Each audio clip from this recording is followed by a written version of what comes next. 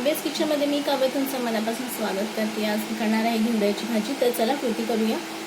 यामध्ये मी आता तेल टाकते। तेल गरम झालं की आपण त्यामध्ये टाकायचं आहे मोहरी। थोडीशी मोहरी तडतडली की त्यात टाकायचं आहे जिरं आणि 2 ठेचलेले लसूण आहेत।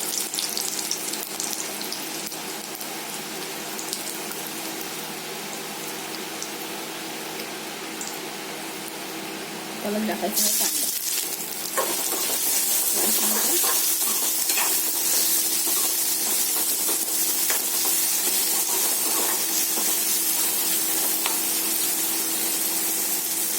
आता कांदा पटकन शिजावा म्हणून आपण त्यामध्ये मीठ टाकायचं। मीठ।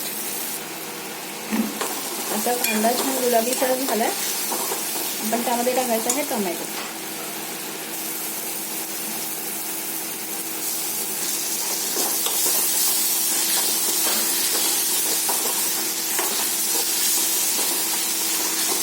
टोमॅटो सुद्धा आपण छान नरम करून घेऊया।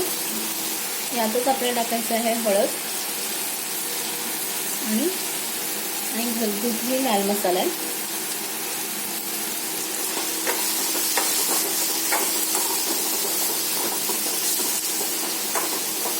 आता छान नरम होऊ दे टोमॅटो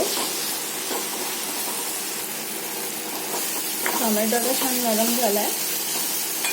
आपण त्यामध्ये टाकूया ही जी चिरलेली बारीक चिरलेली धुवून घेतली आहे मी।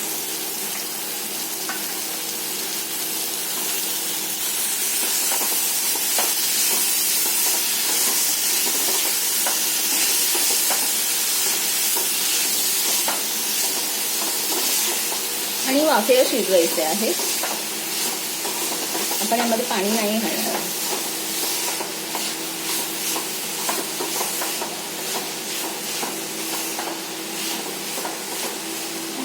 झालं त्यामध्ये आपल्याला टाकायचं आहे ओला नारळाचा चव।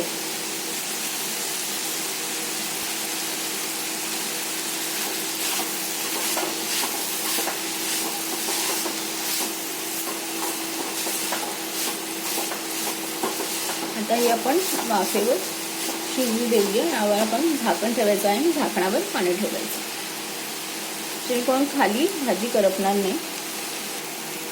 यामध्येच आपण आधी हे कोथिंबीर टाकून घेऊया।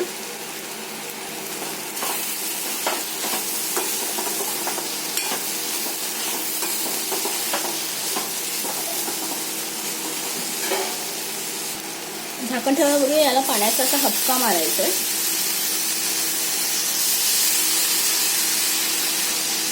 जेणेकरून काय होतं भाजी करपत नाही खाली।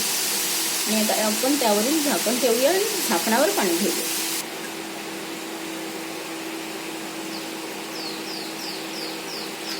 आणि गॅस मंद ठेवायचा आहे, तर भाजी करपू शकते। तर चला आपण 7-8 मिनिटं भाजी शिजण्यासाठी ठेवूया। आता 7-8 मिनिटं झाली, आपण झाकण काढूया।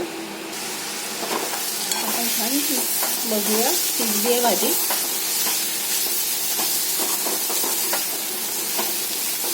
टिफिनसाठी अत्यंत उपयोगी अशी भाजी आहे। टिफिनमध्ये आपण अशी कोरडी भाजी देऊ शकतो।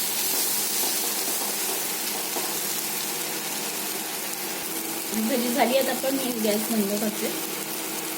तुम्ही सुद्धा ही घेवड्याची भाजी घरी ट्राय करून बघा आणि कशी वाटली ते कमेंटद्वारे नक्की कळवा। रेसिपी आवडली असेल तर लाईक करा, शेअर करा आणि माझ्या चॅनलला सबस्क्राईब करायला विसरू नका।